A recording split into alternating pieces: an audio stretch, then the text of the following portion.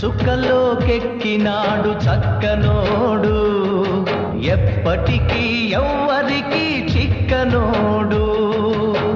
చుక్కలోకెక్కినాడు చక్కనోడు, ఎప్పటికీ ఎవ్వరికి చిక్కనోడు.